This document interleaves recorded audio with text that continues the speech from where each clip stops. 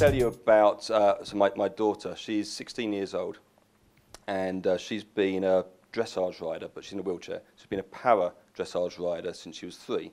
And that means she's been working with a Team GB psychologist for a long, long, long time.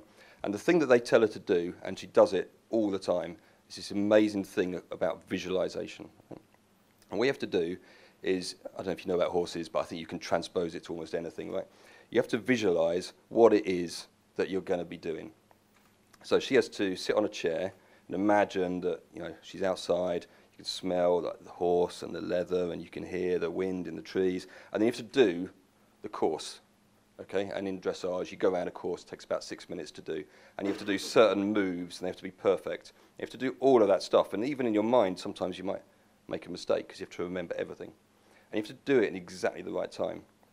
And if you're doing it really, really, really well, you should be able to do it within about 10, 15 seconds of actually being outside on the horse. This is how accurate you have to be, and it takes a long time to get to that kind of stage. And so with our sales team, we start to work on these kind of techniques for visualizing meetings and so on, because what we realize is, hold on, if you're a surgeon, you do that kind of practice too, don't you? You do hundreds of hours of practice before they let you anywhere near your wife or your husband or your child. They're not going anywhere near that person for years, right? And if you're a pilot, you require hundreds and hundreds and hundreds of hours of expertise before you're allowed to fly a decent plane. If you hire a sales guy, 80% of companies stick them on the phone within a week, okay? And they're burning leads, and they're talking to people, and they're not using the right process at all. And so that's why I want to talk in my 7 minutes about coaching and the importance of making sure that you're patient and you just get it right with your team. And so I've worked, this is my 3rd startup. I did my first a publishing startup for 7 years. Then I did a social network startup for 7 years. Now I'm at this travel startup, Triptease. And in every case, you have impatient entrepreneurs and founders who want everything to happen immediately. And I think we can all agree that doing stuff as quick as possible is really damn important. But it can be a false economy.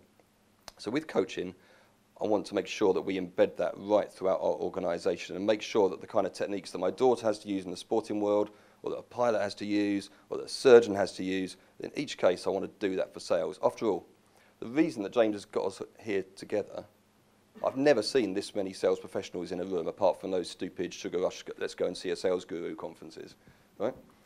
And by the way, my sales team love all that stuff. They want to listen to gurus on YouTube. They want to read stupid sales books. They want to follow blogs.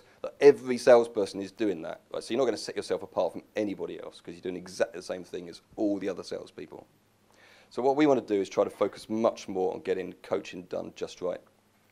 So I thought I'd give you 3 things that we're doing at Triptease which are practical and you could apply to your team if you want to do that, okay? And the first thing is to build an academy. So we've done this. I'm going to talk about the one we've built for our sales development team. So if you have a sales development team, you'll know generally you're talking about graduates, young people, often their first job, could be their second job. They don't know quite what they want to do with their life. They're very hung up on being a millennial and thinking about going traveling and all sorts of other things. And you need to keep those people in your business because you're going to train them for a bunch of months and they're going to disappear. So we built an academy, and the academy does a couple of things. First thing it does is it says to them, like, we really care. You are not just a phone monkey. You're not just here to book appointments for people. Like, we believe in you. Like, we want you to build your career.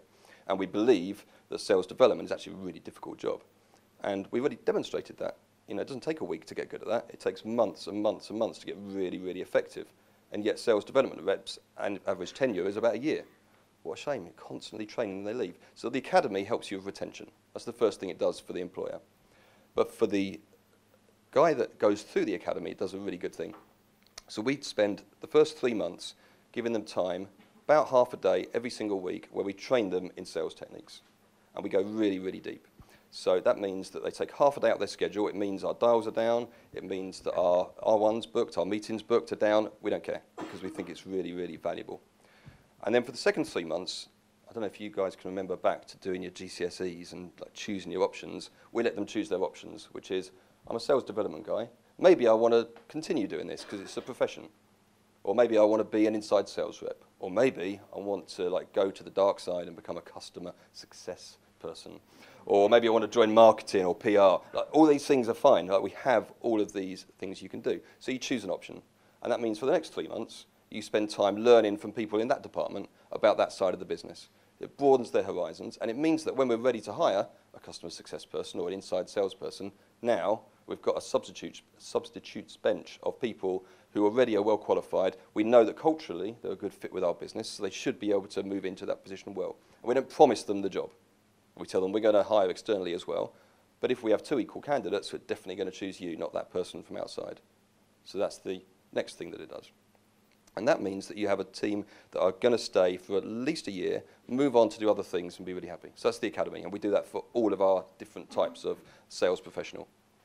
Second thing that I want to talk about is real coaching. So I was quite inspired recently to discover that the team I support, which is Tottenham, that they video every single thing that happens at the training ground. They video the guys in the canteen. They video the guys, with the exception of the training, with the exception of the changing room. They video the guys everywhere. And then every morning, they just use that, all that video work. They use that the next morning to train. Okay, and we do the same thing. So we don't video guys. I'd love to, but we don't quite have the budget for that. But we do just record as much as we possibly can. And then our sales ops team analyse those recordings based on what the sales managers want to do. Next morning, 9 o'clock, we do a training session in each of our offices, Singapore, New York, London, half an hour. Sometimes it's something that we planned. Sometimes it's something we just spotted during the day. Sometimes it's something that we thought went wrong. Sometimes it's something that we thought went well. Either case, we'll cut the audio up, we'll play it, we'll use it to train on one specific point. You think, 220 working days in a year?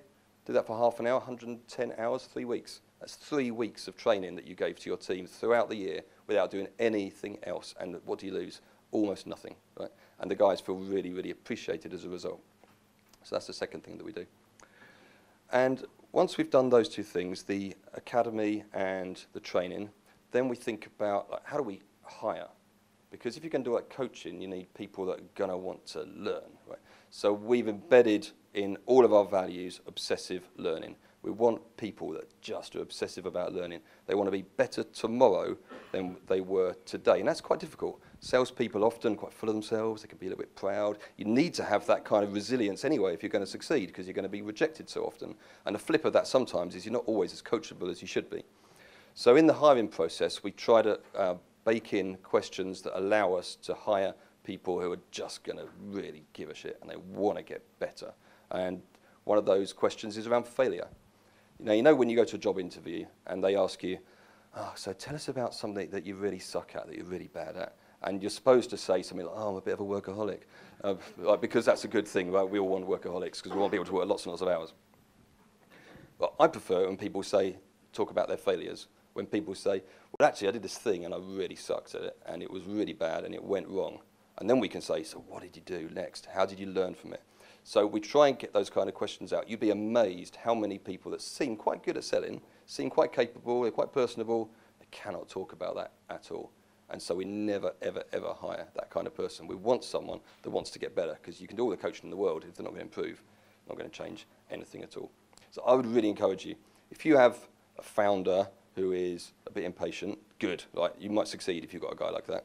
If you've got an entrepreneur that just wants to go at rocket ship speed, good. Like, you're probably going to succeed.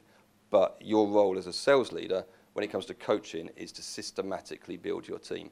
And I think, finally, the reason that most of us don't do that is it's the hardest thing to measure, right? It's easy to find out. If you've got, as I have, an SDR team doing lots and lots of dials, that's easy for me to have a look on Insight Squared and see if they did any dials, right? And then I can go and talk to the ones that didn't.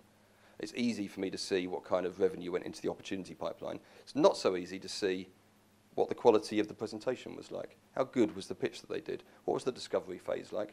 And if you think about the amount of pitches you might do, now I've got about 20 sales guys in the inside sales team, and they're supposed to do 2 or 3 pitches a day throughout the year, okay? So that means they've done about 14,000 pitches throughout the year. I'll probably listen to, I don't know, 5 of them, 7, 8. How can you possibly understand what is the quality of your team and how you're raising the game? And that's why, because it's difficult to measure, though, we just don't bother.